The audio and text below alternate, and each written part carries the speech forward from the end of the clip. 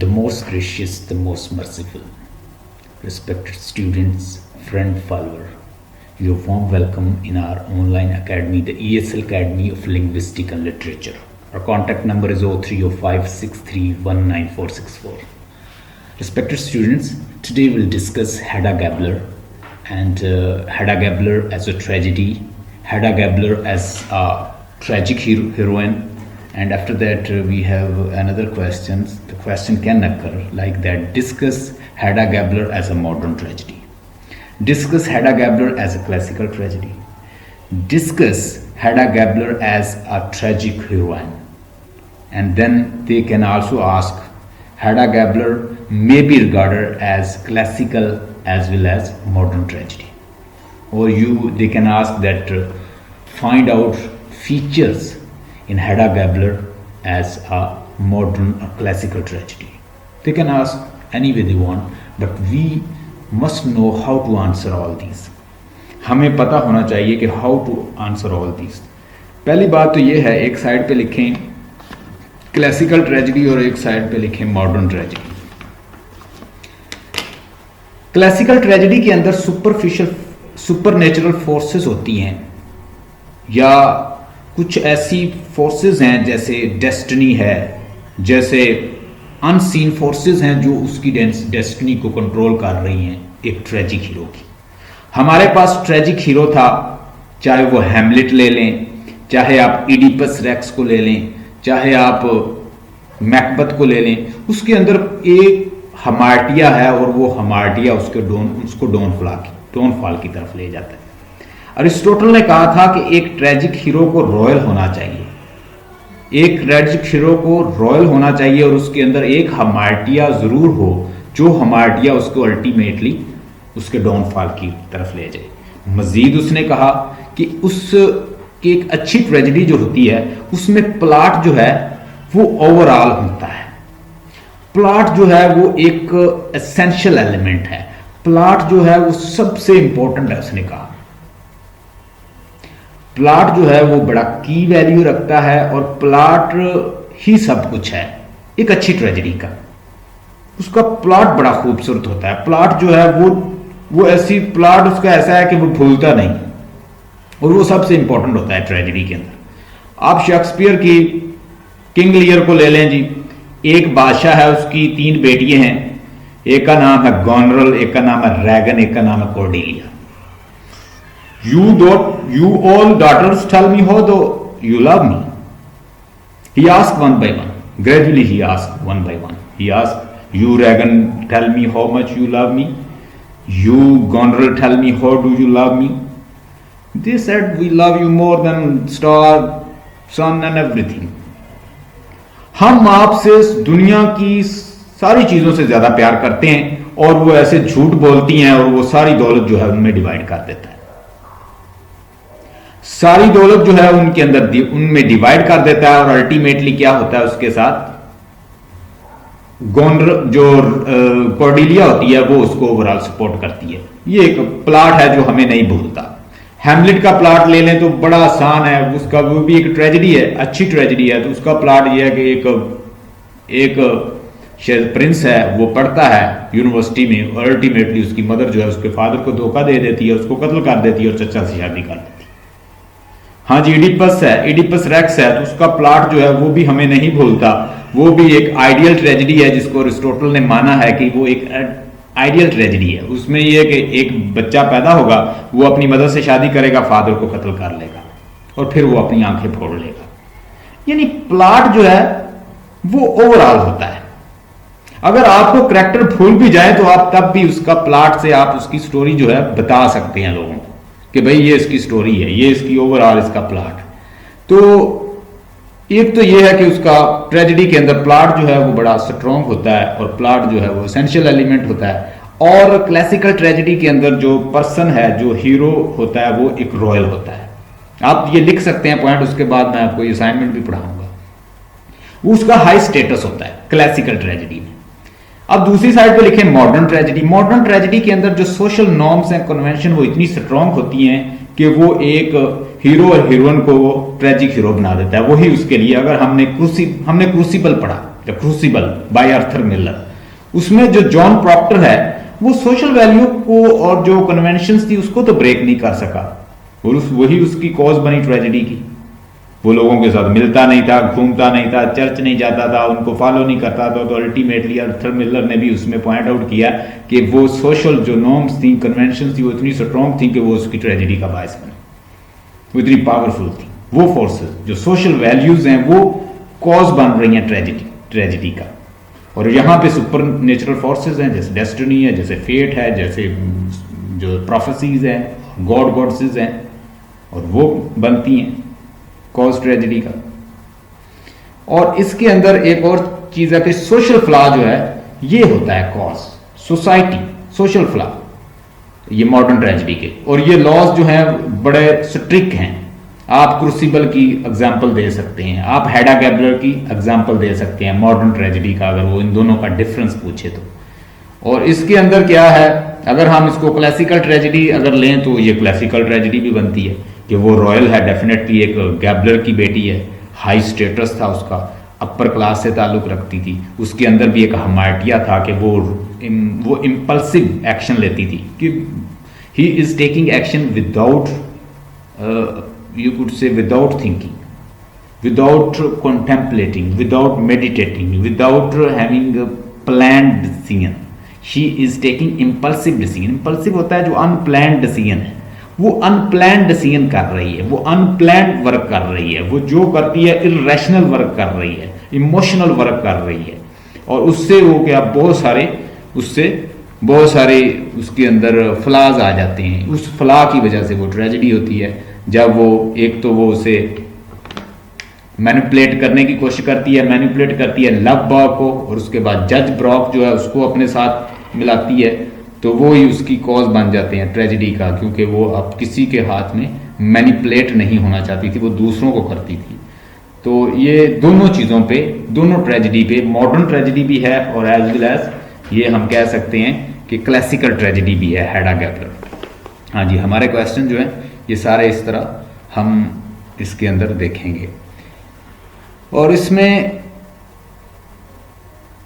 Aristotle की tragedy जो है वो भी आप यहाँ पे बताएंगे, हम यहाँ पे डिस्कस करेंगे अरिस्टोटल ने ट्रेजेडी की क्या डेफिनेशन दी है, क्लासिकल ट्रेजेडी क्या है, प्लॉट इंपॉर्टेंट होता है उसने कहा है, फिर हम डिस्कस करेंगे कि पेरिपेटिया क्या होता है, एनेग्नोसिस क्या होता है, ये सारी चीज़ें हम डिस्कस करेंगे। लेट्स सी, आज की असाइनमेंट ज़रा ओपन कीजिए, यहाँ पे लिखा होगा, अगर आप ओपन करें तो जो मैंने असाइनमेंट बनाई हुई है उसमें ये मैंने येलो की हुई है, हेडा गैबलर एज अ ट्रेजेडी। अगर आप अपनी व्हाट्सएप ग्रुप पे चले जाएं, व्हाट्सएप ग्रुप में आप देखिए हेडा गैबलर येलो किया हुआ है, हेडा गैबलर एज अ ट्रेजेडी। इसके नीचे आए, ट्रेजेडी इन ड्रामा। ये ट्रेजेडी क्या होता है जी ड्रामा के अंदर?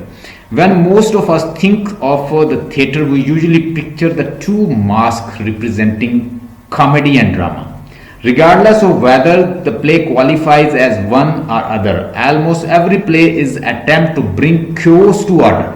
यानी हर प्ले जो है वो chaos से ऑर्डर की तरफ जाता है। हर चीज जो है डिसअरेंज्ड है, अनअरेंज्ड है, तो उसको किसकी तरफ लेके जाता है? वो अरेंज की तरफ। सोसाइटी बिखरी हुई है तो उसको वो क्या करता है? ऑर्डर करता है। Her play to solve a problem, यानी प्रॉब्लम को सॉल्व करता है। The way the problem, the conflict is solved can determine whether a piece is comedy और tragedy. A comedy end with some sort of happy end. ये कुछ miss है, यहां पे आप लिख लीजिए हैप्पी एंड। कॉमेडी जो है वो हैप्पी एंडिंग के साथ सारे लोग जो है वो मिल जाते हैं और खुशी खुशी एंडिंग होती है। लेकिन ट्रेजेडी जो है वो हमेशा डिजास्टरस रिलेशन, डिजास्टरस एंड होता है उसका। एंड आगे देखिएगा, and they all lived happily ever after. Tragedies on the other hand typically and badly for the main character, यानी सारे कैरेक्टर जो है उनकी डेथ हो जाती है। अगर आप हैमलेट में देखें तो हैमलेट की डेथ होती है, उसके बाद वो लेटिस की डेथ होती है, फिलिया की डेथ होती है, पोलोनियस की डेथ होती है, कोलोनियस की डेथ होती है, गेटरूड की डेथ होती है, ग्रेट हैमलेट की डेथ होती है, सारे लोग मारे जाते हैं। ट्रेजेडी क्या है? Origin and definition. Tragedy is a type of drama यानी ट्रेजेडी एक ड्रामा की टाइप है where the character go through some form of suffering, जिसमें करेक्टर जो है कुछ सफरिंग की फॉर्म में होते हैं। कैसे most definitions of tragedy that use today come from some part of work the poetics written by the philosopher Aristotle. Aristotle ने जो जितने भी आज भी आप अगर उमैरा अहमद के प्लेज हैं, उसके नावल हैं, अगर आप उसको ले लें, उसका नावल पढ़ें तो हमें ऐसे लगता है कि वो बिल्कुल अरिस्टोटल की डेफिनेशन के ऊपर फिट है। अपने हीरो और हीरोइन को इतना सफर करवाती है कि हमें अरिस्टोटल जो है वो याद आ जाता है कि अरिस्टोटल ने भी तो ये कहा कि एक इंसान है वो बड़ा रॉयल होना चाहिए, फिर उसके अंदर हमार्टिया हो कि उससे गलती हो जाए और वो अनकॉन्शियसली हो जाए और वो सफर करे और हम पिटी और फियर फील करते जाएं। मैंने जब लिटरेचर को पढ़ा तो मुझे पता चला कि आज भी ड्रामे जो है अरिस्टोटल की डेफिनेशन के ऊपर लिखे जाते हैं। बिल्कुल अगर वो ट्रेजेडी उसमें शो की जाती है तो उसमें उसकी डेफिनेशन के कोई पार्ट्स वो लेते हैं। खुदा और मोहब्बत एक ड्रामा है, उसको आप देखें तो उसका जो प्रोटैगोनिस्ट है वो हीरो जो है, एक तो वो रॉयल है कि वो किसी ब्यूरोक्रेट का बेटा है, वो रॉयल बन गया, रॉयल खानदान से ताल्लुक, और उसके बाद जो उसके साथ जो हीरोइन जिससे वो प्यार करता है वो लड़का, वो सारा दिन उसके में कैसे वो सफर करता है, तो वो सारी हमें ऐसे लगता है जैसे अरिस्टोटल की डेफिनेशन जो है उसके ऊपर फिट होती है। The poetic returns bye the philosopher Aristotle. In the simplest term, Aristotle defined tragedy as a form of drama whose plot is centered on human suffering for purpose of evoking होता है उभारना, feelings of pity and fears in audience। Aristotle के place का जो tragedy लिखता था उसका main and होता था कि वो इन्वोक करे पिटी और फियर को। ऑडियंस जब उसको देखते तो रोते हुए बाहर निकल जाते और रोते रहते कि क्या हुआ इसके साथ। हम एक गैलीलियो गैलीली पढ़ेंगे, बैटोल ब्रैकेट जो है उसका हम पढ़ेंगे प्ले, तो वो उसमें हम देखेंगे कि वो एलिनेशन का यूज करता है, वो डिस्टेंसिंग टेक्निक को यूज करता है कि वो कहता है कि सबसे पहले ये तो है ना कि पिटी और फियर, ये एरिस्टोटल टेक्निक ऐसी है कि ड्रामा देखते ही आप रोना शुरू कर देते हैं और तरस आता है और आप रोते हैं और आप फैसला ही नहीं कर पाते कि ये क्या हुआ, बस आपको तरस आता रहता है और आप पैशन फीलिंग्स जो हैं वो उनका कथारसिस करने बैठ जाते हैं। जबकि बैटोल ब्रैकेट कहता है कि ऐसा नहीं होना चाहिए। डिस्टेंसिंग और एलिनेशन की टेक्निक को यूज करते हुए कि ऑडियंस को पहले बता दिया जाए भाई ये ड्रामा है, ये जो हम परफॉर्म करने जा रहे हैं it is mayor a play nothing else. आप लोगों को ये चीज दिखाई जा रही है भाई हम लोग एक्टर हैं और हम ये करने जा रहे हैं, दूर कर दिया जाए ऑडियंस का जो एक उसके दरमियान डिस्टेंस क्रिएट कर दिया जाए कि पैशन फीलिंग्स में वो आए ना, वो फैसला करे लॉजिक रीजन से क्या अच्छा क्या बुरा इस प्ले के अंदर। जब लॉजिक रीजन ही अंदर नहीं है, पता ही नहीं है क्या हो रहा है, इमोशन पैशन फीलिंग इतने डाल दिए हैं कि ऑडियंस को पता ही नहीं चल रहा क्या हो रहा है, तो ये बैटोल ब्रैकेट जिसने कहा था कि literature is a hammer with which we can mend society. Literature एक हैमर है, उसके जरिए हम सोसाइटी को ठीक कर सकते हैं। वो लिटरेचर का यूज इसलिए करता है सोसाइटी को टीच करने के लिए, उसे बताने के लिए, वो डिस्टेंसिंग वो हम पढ़ेंगे, लेकिन ये अरिस्टोटेलियन टेक्निक के ऊपर है ये play. The feeling which Aristotle called catharsis help the audience move beyond the feeling pity and fears and find peace of the end of the play. ये जस्ट एक डेफिनेशन है। Characteristic of the tragedy, tragedy की characteristic क्या होती है? अगर आपने कोई ट्रेजेडी, एक आइडियल ट्रेजेडी देखनी है तो अकॉर्डिंग टू अरिस्टोटल, जैसे उसने कहा है कि इडिपस रेक्स जो है वो एक आइडियल ट्रेजेडी है। उसमें एक प्रोटैगोनिस्ट है, वो सफर करता है, उसकी जो फेट है वो प्री डिटरमिन है अपोलो से। वो बड़ा होगा, अपनी मदर से शादी करेगा, बाप को कत्ल कर देगा, उसकी वजह से ये होगा, अल्टीमेटली आंखें फोड़ लेगा। All is determined. आइडियल है, अनकॉन्शियसली उससे होता है, और फिर उससे सफर करता रहता है और अल्टीमेटली अपनी आंखें फोड़ लेता है। हम बहुत रोते हैं जब, मैंने तो चूंकि उसकी लाइन टू लाइन टेक्स्ट पढ़ाई है तो मुझे पता है कि जब वो लंबी स्पीच करता है, जब वो अपने ब्रदर इन लॉ को वो लंबी तकरीर करता है, स्पीच करता है कि मेरी बेटियों का क्या बनेगा, I want to see them. फिर वो कहता है कि ये वो हाथ हैं, अपनी बेटियों को अपनी गोद में लेके कहता है ये मेरी बेटियों, ये वो हाथ हैं जिसने तुम्हारे बाप की आंखें छीन ली। मैं तुम्हारा भाई भी हूं और मैं तुम्हारा फादर भी हूं। वो फिर ऐसी लंबी लंबी बातें करता है, स्पीच करता है कि इंसान उसकी बातें सुन के रोने लग जाता है, पिटी फियर क्रिएट होता है कि ये क्या बना इसके साथ। But a tragedy is more than just a play about suffering. Tragedy जो है वो मोर देन होती है प्ले से। In the poetics Aristotle explained that the plot is the tragedy is more than just the story itself. It is arrangement of incident. देखें जी, tragedy का जो plot है ना, वो चाहे करेक्टर याद रहे ना रहे, आपको वो उसकी स्टोरी नहीं भूलती। ये उसने बड़ी जबरदस्त डेफिनेशन की कि प्लॉट जो है वो ओवरऑल होता है, उसमें प्लॉट जो है वो एक की प्लेस है रखता है ट्रेजेडी के अंदर। A chain, the arrangement of incidents are chain reactions of cause and effect. और उसके अंदर जो कुछ होता है वो कॉज और इफेक्ट होता है। पहले उसकी कोई कॉज है, फिर उसका इफेक्ट होगा। कॉज इफेक्ट के बगैर नहीं चलता कि कोई कॉज हुई है तो उसका फिर उसके बाद रिएक्शन, एक्शन का रिएक्शन शो किया जाएगा उसके अंदर। That happen in the story. The plot is the most important piece of the tragedy. देखें, उसने वही बात की कि प्लॉट जो है वो स्टोरी का बड़ा इंपॉर्टेंट पीस है।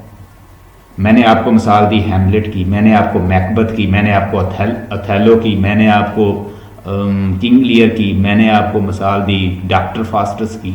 अब देखें वो ट्रेजेडीज हैं तो उन ट्रेजेडीज का जो प्लॉट है वो कितना स्ट्रॉन्ग है। आपको भले करेक्टर याद ना हो, आप जिसको चाहें उसकी स्टोरी सुना दें। The plot is the most important piece of the tragedy and according to the Aristotle should be whole with the beginning. उसका एक बिगिनिंग होता है, मिडल होता है, एंड होता है।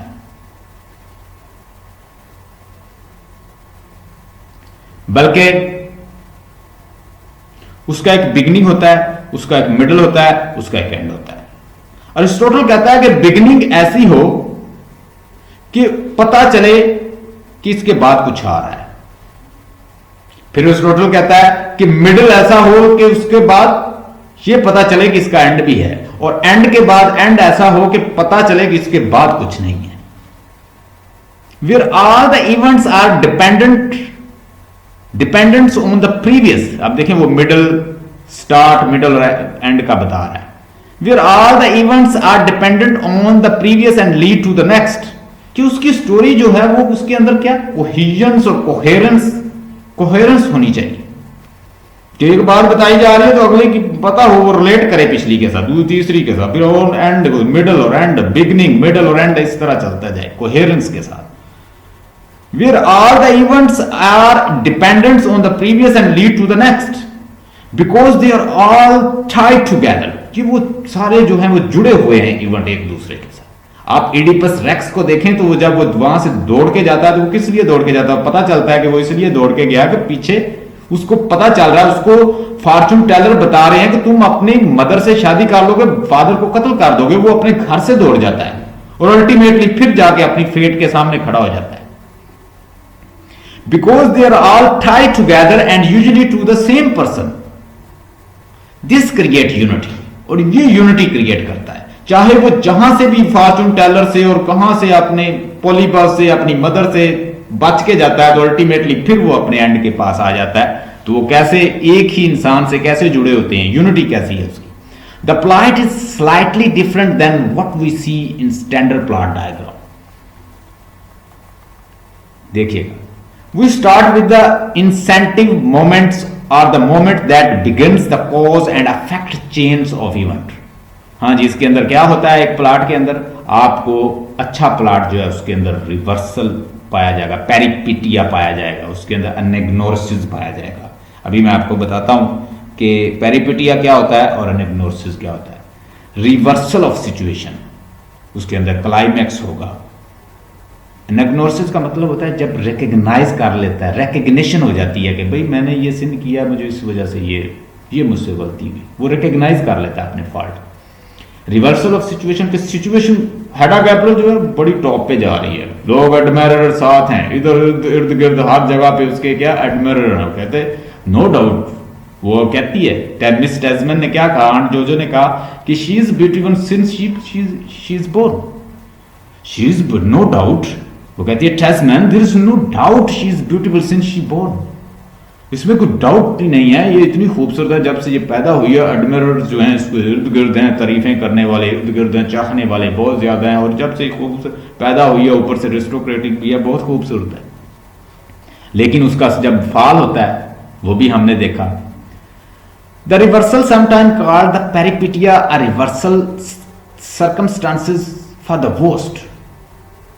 जब रिवर्सल यानी एक बहुत अच्छा जा रहा था, रॉयल था, अल्टीमेटली हमने किंग लियर को देखा, अगर आपने किंग लियर पढ़ा है तो किंग लियर में हमने देखा कि वो इतना अजीम बादशाह है, उसकी 3 बेटियां, जब वो अपनी जायदाद प्रॉपर्टी डिवाइड कर देता है तो वो मांगने लग जाता है, रोड पे अपने एक तिनका उठा के सर पे रखता है, कहता हम कभी बादशाह हुआ करते थे। We are not the first who have this tragedy, हम कोई पहले नहीं है कि जिनके ऊपर ट्रेजेडी आई है। There are many people they have got tragedy like that. तो वो बहुत सारी बातें करता है, फिर वो बड़ा अक्लमंद हो जाता है कैरेक्टर, वो बड़ा सेन हो जाता है, बड़ा सेंसिबल हो जाता है, बड़ा सियाना हो जाता है, बातें बड़ी बड़ी ग्रैंड करता है जब वो सफर करता है कैरेक्टर। जब अमेरा अहमद के आप हीरो और हीरोइंस देखें, जब वो सफर करते हैं तो वो बड़ी बड़ी बातें करते हैं। मैंने एक प्ले देखा उसका, आई थिंक अमेरा अहमद का ही है, तो वो कोई उसकी हीरोइन जो है ना वो काट रही होती है, एप्पल काट रही होती है, तो वो आगे से उसकी बेटी पूछती है कि मम्मा आप जो भी एप्पल लेकर आती हैं वो मीठा बहुत होता है, जो फल लेकर आती हैं, जो सब्जी लेकर आती हैं वो बड़ी अच्छी होती है, जो चीज़ आप सिलेक्ट करती हैं वो बहुत अच्छी होती है। तो वो आगे से आंसर देती है, कहती है कि जितना सफ़र मैंने किया है अपनी लाइफ में, मैंने जितना यानी सफ़र किया है, जितनी मैं परेशान रही हूँ, जितना ट्रैवल किया है, डिफ़िकल्ट रास्तों से आई हूँ, तब जाके इस रिजल्ट पे पहुँची हूँ, तब जाके इतने एक्सपीरियंस से यहाँ पहुँची हूँ। खुदा करे कि ये एक्सपीरियंस तुम्हें ना हो। यानी वो अपनी सफरिंग बताती है कि कहां कहां से मैं होकर आई हूं, तो तब मेरे हाथ में ये जायके आए हैं। आगे जी क्लाइमैक्स होगा, उसके अंदर एक क्लाइमैक्स होगा। The climax as a standard plot is the highest point of action. यानी जब पीक पे चला जाता, जब वो बर्न करती है, उठाती है, वो कहती है कि मिसेस एल्फस्टेड आज मैंने तेरा बच्चा जला दिया है, जो तुम्हें दिया था लव बॉग ने, वो मैंने वो बच्चा जो है वो जला दिया है। वो जो जब बर्न करती है, उसका लिखा हुआ थीसिस, उसका लिखा हुआ मैन्युस्क्रिप्ट, वो बेसिकली उसका हमारा क्लाइमैक्स है इस प्ले का। ये बातें आप याद रखें, आप बल्कि उसके अंदर असाइनमेंट के अंदर शामिल करेंगे। Recognition is also called the anagnorisis. Anagnorisis का मतलब क्या होता है? एनाग्नोसिस का मतलब होता है रिकग्निशन। जब पता चल गया कि बस आई हैव गॉट दिस, मैंने ये फॉल्ट किया और मेरी वजह से ये हुआ। Recognition is also called anagnorisis is when the character make an important discovery and gain insight to his life. Insight कि वो लाइफ को समझ जाता है, पता चल जाता है भाई ये मुझसे ये हुआ है और I have committed this and that. क्योंकि अनकॉन्शियसली मोस्टली जब सिन होगा तो तब भी हमें पिटी फियर क्रिएट होगा ना। उसके एरिस्टोटल ने कहा था अगर हमें कॉन्शियसली अगर बंदा एक इंटायरली विलन है तो उसके साथ ट्रेजेडी हो जाए तो हम कहेंगे अच्छा था, बुरा इंसान था तो अच्छा है मारा गया। अब एक बंदा वो अनकॉन्शियसली उससे होता है, फिर वो सफर करता है, फिर दुख होगा यार उसे पता नहीं था। अब हमारी जो हीरोइन है हेडा गैब्रियल जो है वो क्या है? वो मिक्सचर है, वो ब्लेंड ऑफ, उसने इब्सन ने ऐसा कैसा कैरेक्टर बनाया, she is a blend of vice and virtue, she is a blend of good and evil. उसकी पर्सनैलिटी के अंदर गुड भी है, इवल भी है। आपने देखा कि जोजो के साथ वो कैसे बिहेव करती है। जोजो कहती है कि मैं अक्सर मिलने आऊंगी, आंट जोजो कहती है, अभी हम पढ़ेंगे, तो वो कहती है कि अक्सर तो आप जब दिल करे आप मिलने आ सकती हैं। वो कहती मुझे अच्छा नहीं लगता, कहता तुम आंट जोजो कहा करो, कहती मैं आंट जूलियाना ही कहूंगी इसे, तो आंट जूली मैं कह सकती हूं लेकिन आई कैंट से आंट जोजो, कहता तुम आंट जोजो करो, मैं ये कहता हूं, टेस्टमैन कहता है मुझे अच्छा लगता है, तुम भी अब हमारी फैमिली का हिस्सा हो। तो वो कहती मुझे ये अच्छा नहीं लगता लेकिन मैं फिर भी कोशिश करूंगी। इसका मतलब है वो जस्ट होने की कोशिश करती है, उसके अंदर गुड और बैड दोनों ही हैं, वाइस एंड वर्च्यू दोनों मौजूद हैं हमारे कैरेक्टर के अंदर, अकॉर्डिंग टू अरिस्टोटल, कि वो कोई अटर गुड ना हो और कोई अटरली वो कोई बैड ना हो। अगर ऐसा है तो फिर तो ट्रेजेडी होती नहीं है। तो यहाँ पे इब्सन ने भी इस चीज को देखा है। रेजोल्यूशन होता है कि जब सोल्यूशन हो जाता है, सारी प्रॉब्लम सॉल्व होगी, सब everything is solve. The resolutions on comes when the other character come mourn the loss of the hero but see good that has come with his passing. आगे tragic hero is the focus of the tragedy and hold special characteristic of his. चाहे आप हेडा Gabler को देख लें, चाहे आप Procter को John Procter को देख लें जो हमने अमेरिकन लिटरेचर में पढ़ा, चाहे आप इसको किंग लियर को देखें, चाहे इडिपस रेक्स को देख लें, चाहे आप एगमेम्नॉन को देख लें, जिसको भी देख लें, आप देखेंगे कि tragedy shows that it is tragedy. Tragedy खुद शो करती है कि ये भी ट्रेजेडी है।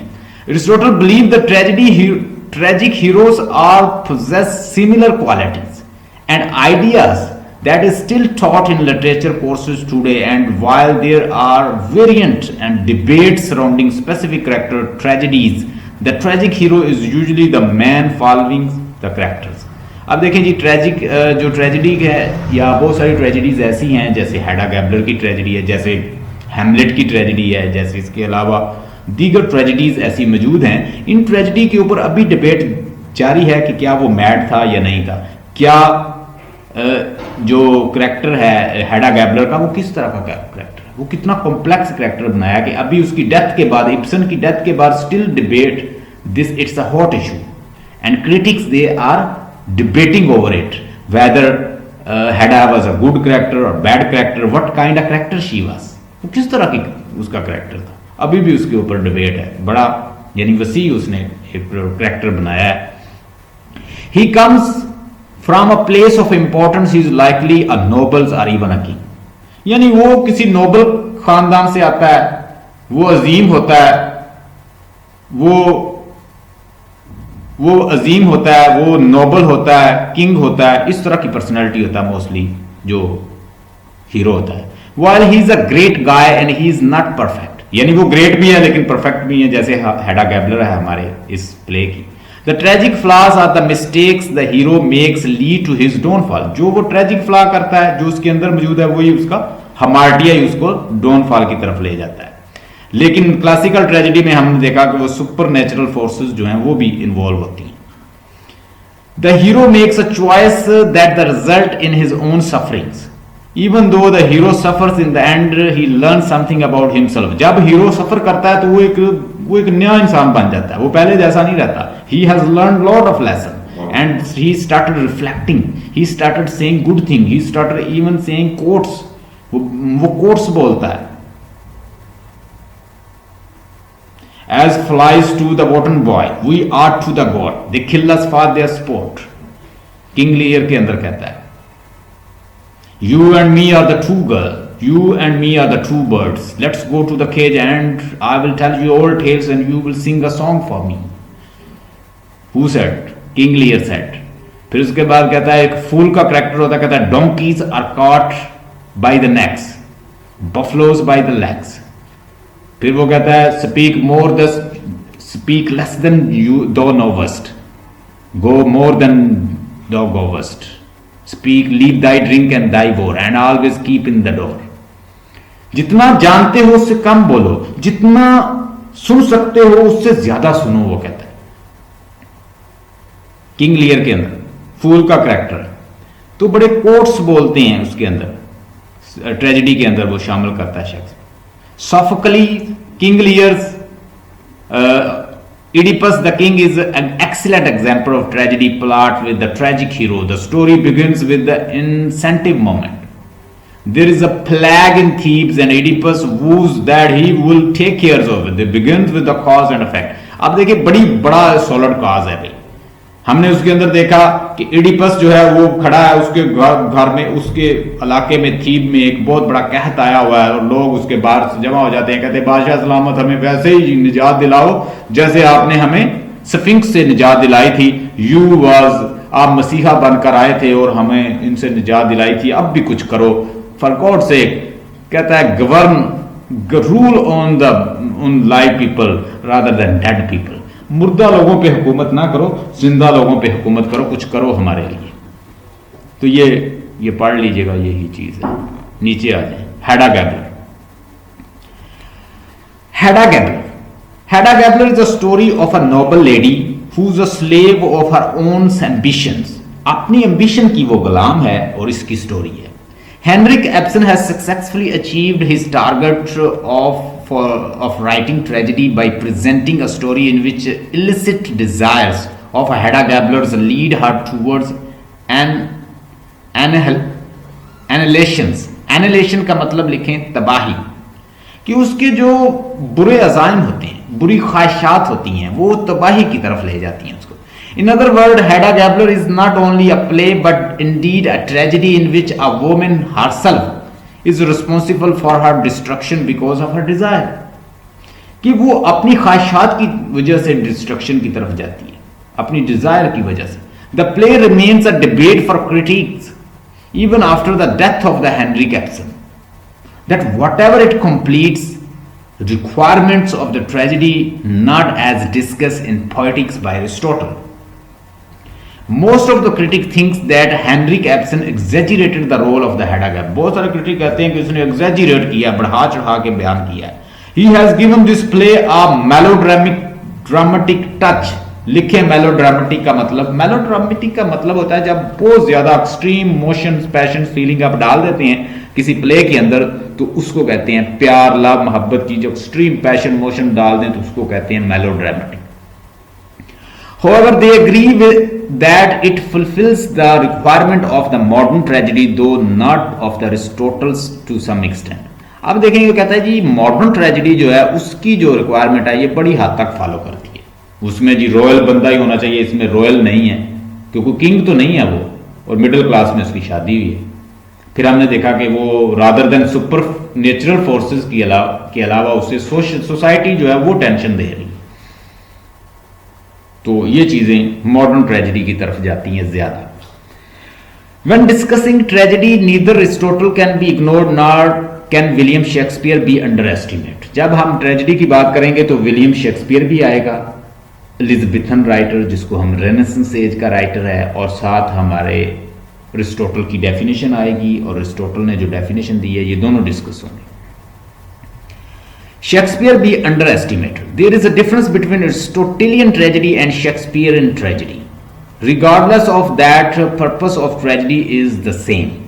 यानी जो वो लिखते थे तकरीबन सेम था, उसकी भी जो डेफिनेशन है, उसके शेक्सपियर ने जितनी भी ट्रेजेडीज लिखी हैं अरिस्टोटल की डेफिनेशन को किसी ना किसी हद तक फॉलो जरूर किया। Regardless of that, purpose of the tragedy is the same। Aristotelian tragedy is preferred in this context because wider definition of tragedy has given in Poetics। Even otherwise, most of the tragedies are written in the view of the Aristotelian definitions, Aristotle's definitions of tragedy। यानी कहता ज्यादातर tragedy जो Aristotle की definition पे लिखी जाती है। First and the foremost element of the tragedy is the belonging of the protagonist, hero heroines from a noble family। The protagonist must belong to upper or elite class। आगे वो कहता है जी poetic का जो चैप्टर 8 है उसमें deal with the tragic hero, वो सारा ट्रेजिक हीरो के बारे में।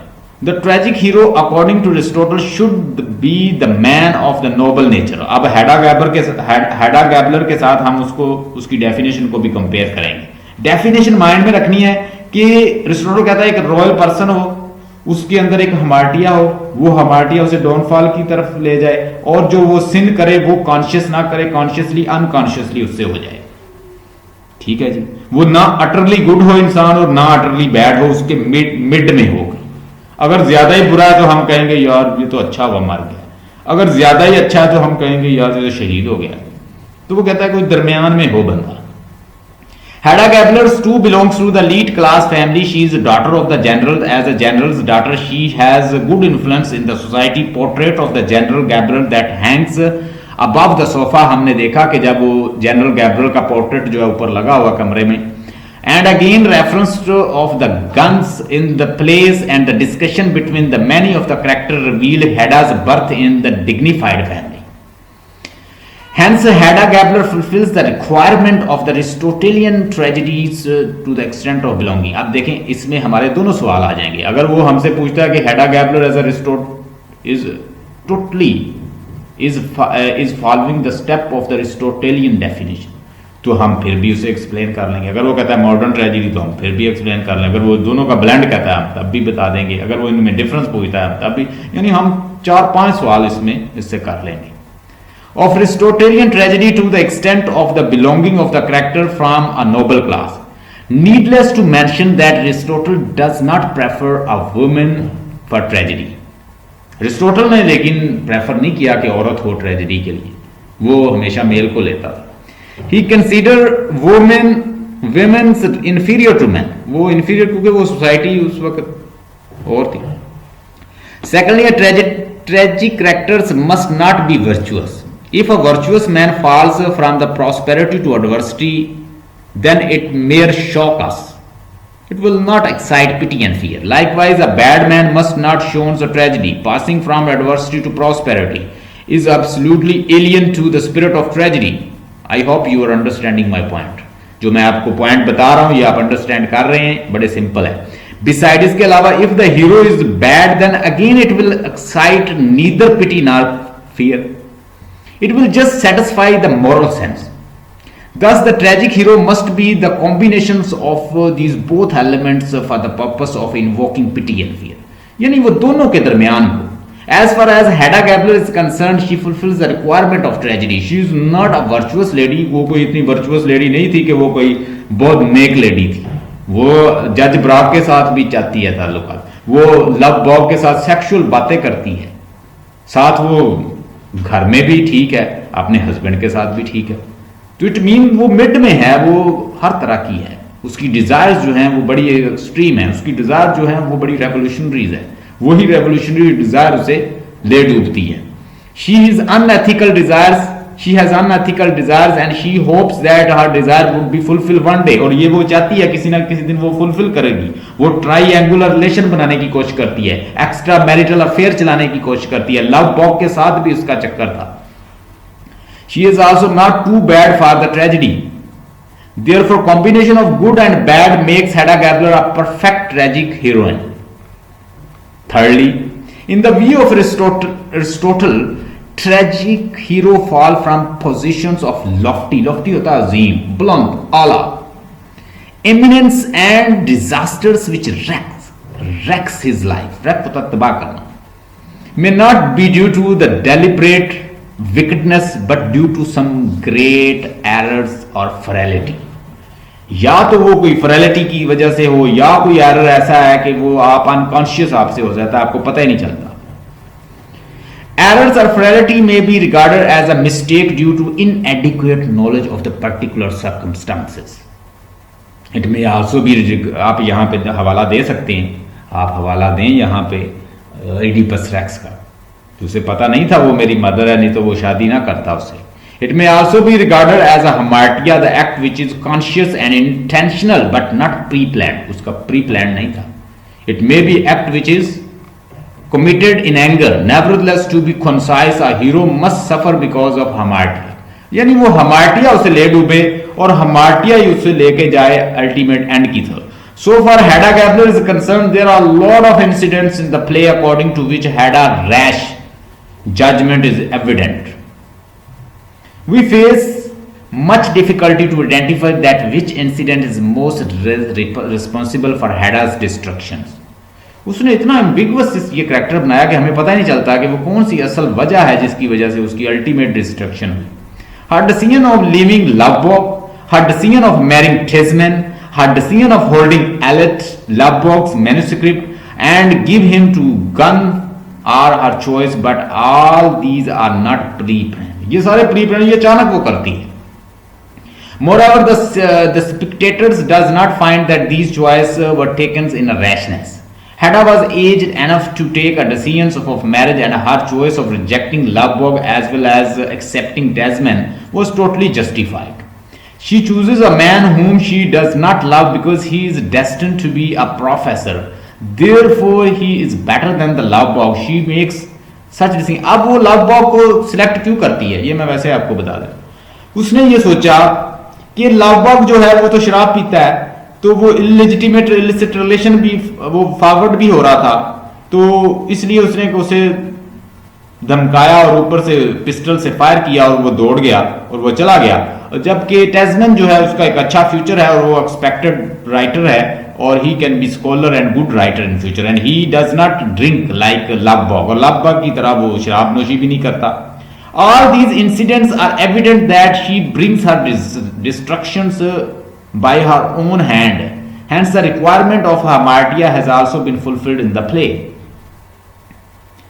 कि वो बहुत सारे काम जो है वो अनप्लान करती है, जैसे मैन्युस्क्रिप्ट को जलाना, जैसे पिस्टल से फायर करना, जैसे पिस्टल उसके हाथ में दे देना, तो बहुत सारे शादी कर लेना, Lovborg को छोड़ देना, जज ब्राग को के साथ उलझना, ये सारी चीजें वो अनप्लान्ड करती है. Use of peripeteia is also seen by the audience which ultimately arouses the feeling of pity and fear. Peripeteia, peripeteia का मतलब मैंने पहले ही बताया, रिवर्सल ऑफ सिचुएशन, सिचुएशन का बदल जाना, चेंज हो जाना. रॉयल है तो फकीर बन जाए, फकीर है तो रॉयल बन जाए, ये होती है reversal situation. In fact it is the requirement which makes Hedda Gabler's a real tragedy. Hedda wants to achieve what she wishes and somehow she achieves it. It is a reversal of fortune, as we find that what she wants totally destructive for her. When she could not spend life as per her own traditions, she uses Lovborg in order to achieve her objectives of life.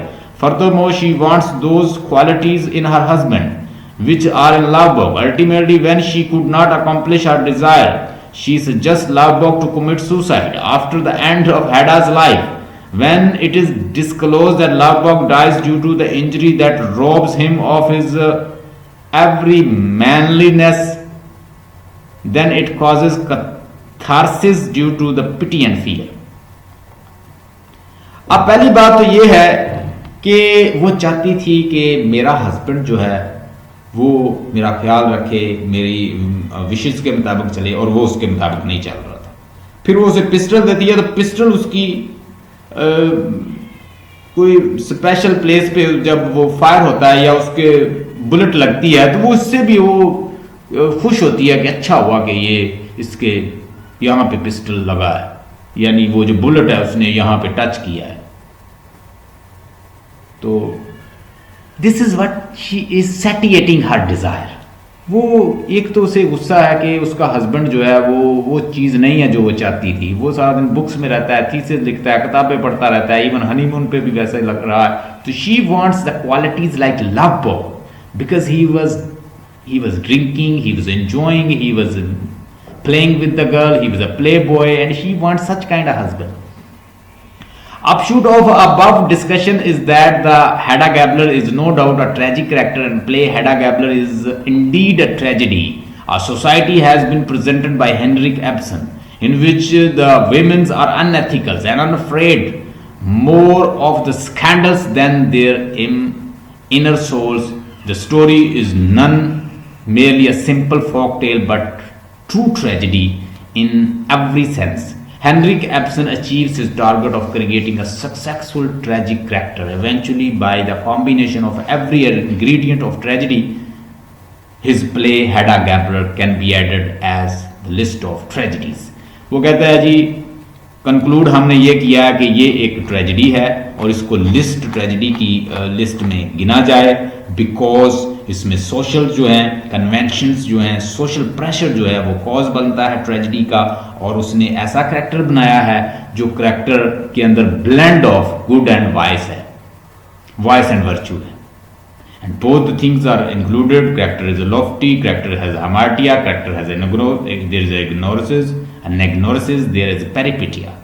There is a reversal of the situation. There is a climax. There is a start, there's a middle, there's end, and everything is following according to the Aristotle's definition. Aristotle की definition को follow करता है. It is a classical tragedy as well as modern tragedy. और इसके अंदर हम ये भी कह सकते हैं कि इसको उसने इतना कॉम्प्लेक्स कर दिया है कि इसमें करेक्टर का पता नहीं चलता कि क्या पिस्टल देना ट्रेजेडी है, क्या डेजमंड से शादी करना ट्रेजेडी है, मिडिल अपर क्लास से मिडिल क्लास में आना ट्रेजेडी है, क्या लव बॉय को रिजेक्ट करना ट्रेजेडी है, उसको मैनिपुलेट करना ट्रेजेडी है, जज ब्रैक को रिजेक्ट करना, जो फिजिकल रिलेशन चाहता था उसको रिजेक्ट करना ट्रेजेडी है. आखिर ट्रेजेडी लाई कहां करती है, इतना बिगवस बनाया कि स्टिल अंडर डिस्कशन है. लें जी, हमने इसको डिस्कस कर लिया.